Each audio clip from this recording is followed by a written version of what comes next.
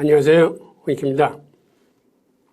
오늘은 세계 경제의 흐름을 한번 들여다보겠습니다. 6월 둘째 주에 일어나는 일들이었습니다. 우선 말씀드릴 차례는 우선 긍정적인 면 두 개를 먼저 보겠습니다. 세계은행이 올해 세계 경제 성장률을 상향 조정했습니다. 또 하나는 미국의 주식시장이 재상승 중에 있습니다. 그 다음에는 부정적인 기사들인데요. 지금 화면에 보이는 이 순서대로 말씀을 드리겠습니다. 먼저 세계은행은 올해 세계 경제 성장률을 상향 조정했습니다.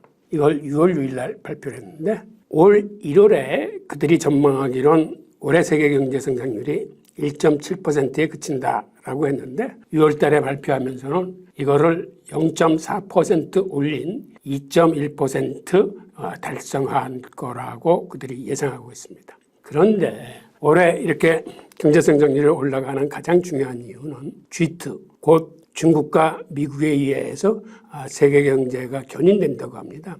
특히 중국의 경제 성장률이 예상치보다 무려 1.3포인트 상향 조정한 올해 5.6% 성장할 걸로 봐서 세계 경제를 견인할 것으로 봅니다. 반면에 다른 개발도상국들은 오히려 경제 성장률이 1월 달에 예측했던 것보다 후퇴하는 걸로 나타났습니다. 미국도 올해 경제 성장률을 0.6% 상향 조정한 1.1%로 조정했습니다. 세계에서 가장 경제 규모가 큰 미국과 중국이 이렇게 경제 성장률이 상향 조정됨으로써 올해의 세계 경제 성장률을 끌어올리는 것으로 그들은 전망하고 있습니다. 반면에 내년도 세계 경제 전망률은 하향 조정을 했습니다. 그러니까 내년도에는 경기 침체라든가 지금보다 오히려 상황이 더 나빠질 것으로 보고 있는 거죠.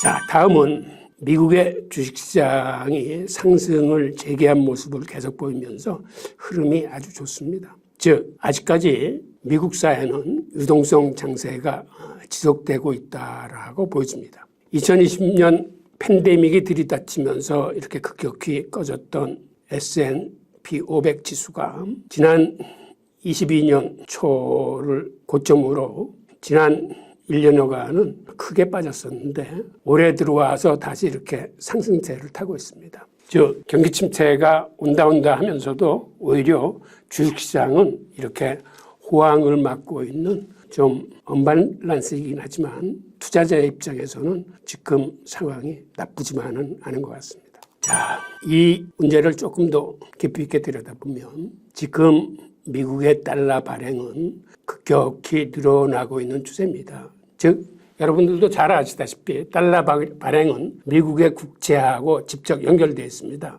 즉 미국 정부가 발행하는 부채, 즉 국채의 양만큼 달러가 발행되는 건데 특히 이 그래프에서 보시면 알지만 팬데믹 때 미국 정부의 국채가 급격히 많이 발행된 거를 볼 수 있습니다. 그래서 여러분들이 최근에 미국 정부 부채의 상한선 협상을 한 걸로 그 부채 한도가 31조 4천억 달러에 달한다는 건 많이 들으셨을 겁니다. 그 얘기는 미국 달러가 31조 4천억 달러어치 발행돼서 미국 국내뿐만 아니라 세계로 퍼졌다는 얘기입니다. 그리고 이제는 정부 부채의 상한선을 높이는 데 합의를 했기 때문에 올해 한 1조 달러 이상의 국채가 더 발행될 걸로 보여서 달러의 발행액은 이제 35조 달러를 넘길 것 같습니다. 자, 이렇게 국채의 해외 수요가 급감하면 어떤 일이 벌어질까요? 미국에서 발행한 국채의 대부분이 미국 국내의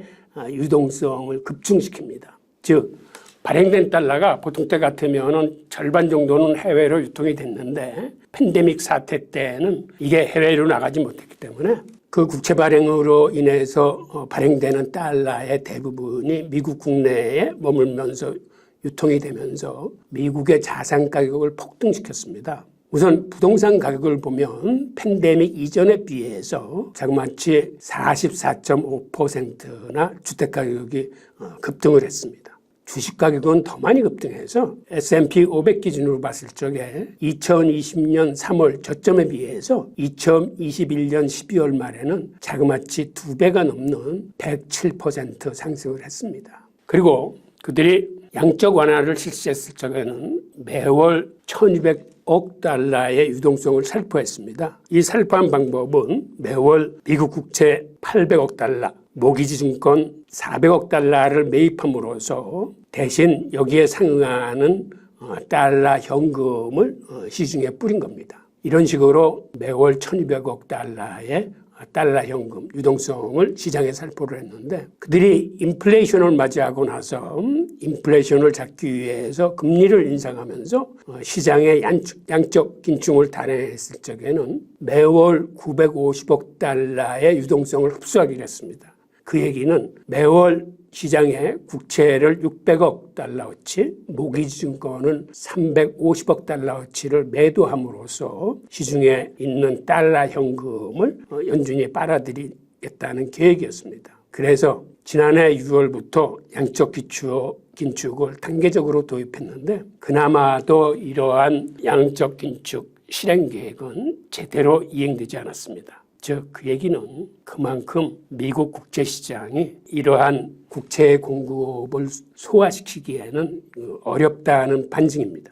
우선 연준의 총자산을 보겠습니다. 연준의 자산이 팬데믹 시기에 엄청나게 이렇게 급격히 늘어나고 있는 걸 보실 수 있을 겁니다. 그래서 연준의 본원통화 발행액, 즉 달러의 공급액은 약 9조 달러까지 급등을 했었는데, 그 이후 양적 긴축을 하면서 매월 950억 달러씩 시중의 유동성을 흡수하기로 하면서 시행을 하다가 최근 들어와서 실리콘밸리 은행의 파산 사건 등이 터지면서 긴급하게 다시 자금을 풀었던 게 마지막 꼬리에 보이는, 다시 시중의 유동성이 늘어났다가 이제 다시 긴축을 시행하고 있는 그러한 모습을 보이고 있습니다. 즉 한마디로 양적 긴축이 제대로 이루어지지 않고 있습니다. 자, 그다음에 최근에 미국의 부채 한도 협상이 타결을 받습니다.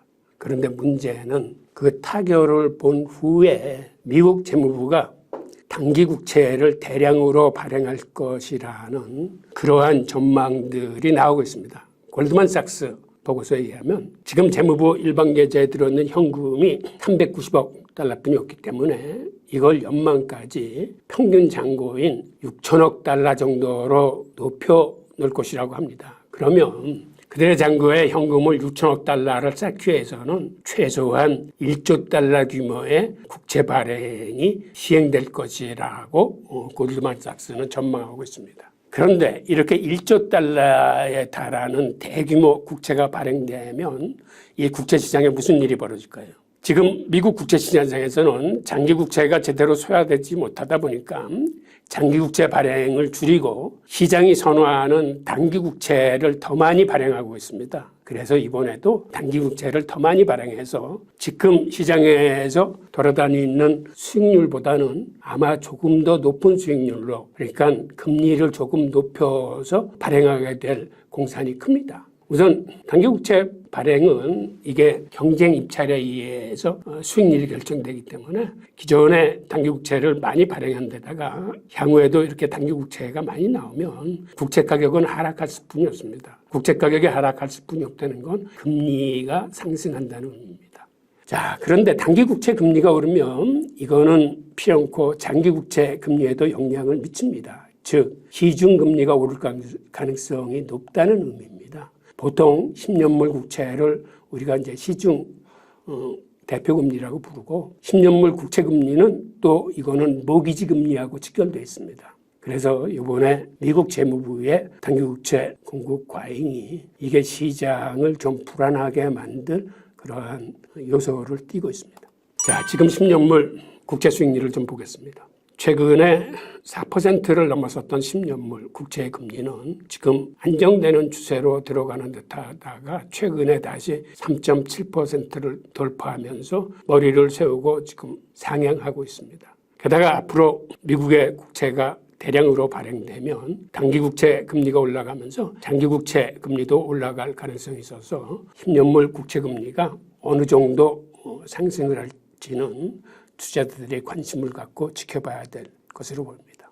그런데 최근에 와서는 이러한 장기국채 금리를 관리하기 위해서 미국 재무부는 장기국채 발행을 인위적으로 줄이고 1년물, 3개월물, 6개월물 단기국채 쪽으로 발행을 늘리고 있는데, 즉 인위적으로 미국 국채시장을 관리하고 있습니다. 또한 연준도 양적 긴축을 하면서 시중에 장기국채를 매도해야 되는데, 이렇게 미국의 국채시장이 그러한 공급을 받아들일 만한 수요가 되살아나지 않기 때문에 미국 연준이 굉장히 조심스럽게 양적 긴축을 진행하고 있으면서 원래 약속했던 월 950억 달러어치의 양적 기증을 하지 못하고 금액을 축소시키고 있다거나 심지어는 중단하고 있는 그러한 형국입니다. 그럼에도 불구하고 지금 장단기 금리 역전이 심화되는 원인은 3개월물 금리는 미국의 기준금리에 거의 연동되어 있기 때문에 현재 한 5.37% 정도의 금리 수준을 나타내고 있는데, 원래 장기금리는 단기금리보다 더 높아야 정상임에도 지금 시장의 여건상 이렇게 인위적인 공급 관리로 인해서 지금은 3.7%에 불과해서 장단기 금리 역전 심화의 원인을 제공하고 있습니다. 자, 그런데 장기 국채 시장이 이렇게 좀 힘들어지면 회사채 시장은 그 하위 시장이기 때문에 국채 시장보다 더 힘들어집니다. 즉 변동성이 심해지고 자금 경색이 이제 시작하는 거죠. 우선 쉽게 말씀드리면 지금 미국의 단기국채 금리가 우량 회사채, 즉 트리플 A 신용등급을 받고 있는 예를 들어서 빅테크 기업 같은 회사채 금리보다도 높은 기현상이 발생하고 있습니다. 그러니까 국가가 보증하는 금리가 오히려 회사가 보증하는 사채보다 더 높다는 건 무엇을 의미할까요? 즉, 이 얘기는 단기국채 시장으로 자금이 몰리면서 회사채 시장의 자금이 경색되는 걸 의미합니다. 그들이 회사채를 사는 것보다 단기국채를 사는 게 수익률이 더 높으니까 당연히 돈의 접속상 단기국채 쪽으로 자금이 몰리겠죠. 그러다 보면 회사채 시장은 자금 경색에 시달리게 되고, 그 다음에 회사채를 발행하는 기업들도 그거를 롤오버를 하자면, 즉 그들이 자기들이 발행한 회사채를 만기가 돌아와서 막아야 되면 다른 회사채를 발행해서 자금을 모은 다음에 만기가 돌아오는 회사채를 막아야 되는데, 이런 경우를 롤오버라고 합니다. 그런데 롤오버의 어려움이 가중되는 겁니다. 즉 옛날보다 훨씬 더 높은 금리를 쳐줘야, 즉 단기국채보다도 훨씬 더 높은 금리를 설정해야 그 자금을 모아가지고 그 만기가 돌아오는 회사채 부채를 갚을 수 있다는 얘기이기 때문에, 즉 지금과 같은 상황은 회사채 시장을 어렵게 만드는 그러한 요소들이 가중되고 있습니다. 그러다 보면 우량 기업들은 살아남을 수 있지만 한계 기업들, 좀비 기업들은 부도 가능성이 그만큼 높아지면서 앞으로 기업 부도가 더 늘어날 수밖에 없는 그러한 자본시장 구조가 됩니다. 자, 또 하나 우려하는 사항은 연준이 원래대로 약속을 지키지 못하고 월 950억 달러의 양적 기축을 시행하지 못하고 이를 축소하거나 중단할 우려가 늘어나고 있습니다. 이는 사실 인플레이션 억제에 반하는 행동입니다. 인플레이션 억제는 금리 인상과 유동성을 흡수하는 양적 긴축이 병행될 때 효과적으로 물가 상승을 막을 수 있습니다. 그런데 금리를 인상하면서 시중의 유동성을 빨아들이는 양적 긴축을 중단하게 되면 이거는 연준의 신뢰 상실하고도 직결될 수 있습니다. 이런 요소들을 투자자 여러분들도 앞으로 진행되는 사항을 좀 눈여겨보셔야 될 것으로 보입니다. 게다가 또 하나 부정적인 지수 중에 하나는 최근 들어 기업의 서비스 활동 지수가 하락하고 있다는 얘기입니다. 이 ISM의 서비스 활동 지수는 50을 기점으로 50 이상이면은 양호하다고 하는 거고 50 이하로 떨어지면은 부정적이라고 보는 건데, 지금 서비스 활동 지수가 50에 거의 붙기 시작하고 있습니다. 즉 50 밑으로 내려가면 이제 서비스 활동 지수가 부정적인 국면에 들어가는데, 서비스 활동 지수가 왜 중요하냐면 미국의 소비 행태나 생산 활동은 미국은 제조업 비중이 전체 GDP 중에서 10% 남짓한 나라입니다. 그러니까 제조업보다는 서비스 지수가 훨씬 중요한 지수인 거죠.